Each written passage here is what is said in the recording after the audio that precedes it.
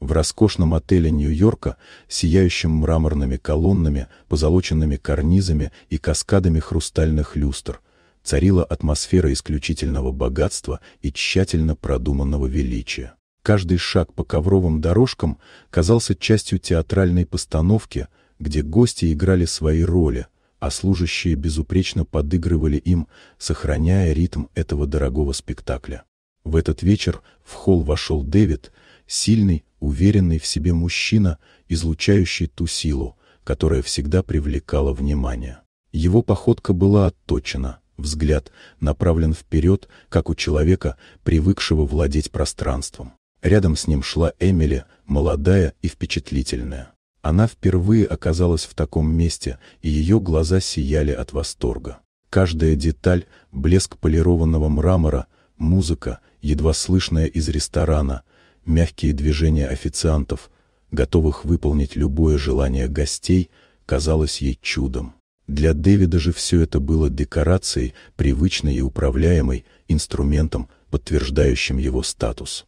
Он без колебаний заказал президентский люкс, словно совершающий естественный жест, и наслаждался реакцией спутницы.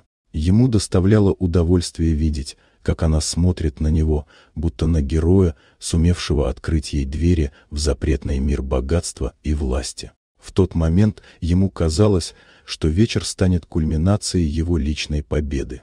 Но сценарий изменился. Атмосфера в холле дрогнула, словно от невидимой тени. Двери распахнулись, и в зал вошла женщина в строгом деловом костюме.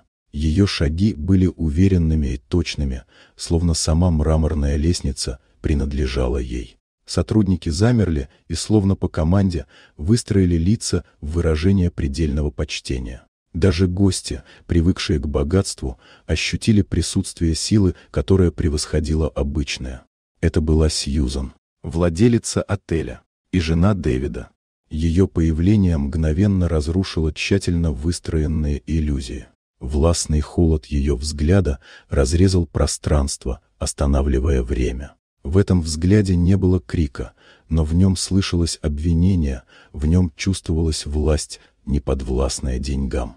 С десятками свидетелей вокруг Дэвид вдруг оказался не хозяином игры, а загнанным в угол актером, чья роль обнажилась и обернулась против него.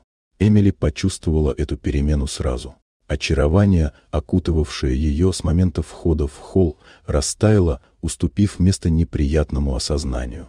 Она увидела, что все это великолепие не имело отношения к нему. Он не был творцом чуда, как ей казалось, а лишь пользовался чужим миром, пытаясь примерить на себя корону, которая ему не принадлежала. Сьюзан прошла через холл, как победительница, которой не нужны слова. Каждое движение ее подчеркивало, что реальная власть здесь сосредоточена в ее руках. Дэвид же остался в центре зала, окруженный десятками взглядов. Его триумф превратился в фарс, а его сила — в пустую маску. То, что должно было стать торжеством, закончилось публичным унижением. В один миг он потерял все — власть, лицо и ту уверенность, которая казалась незыблемой.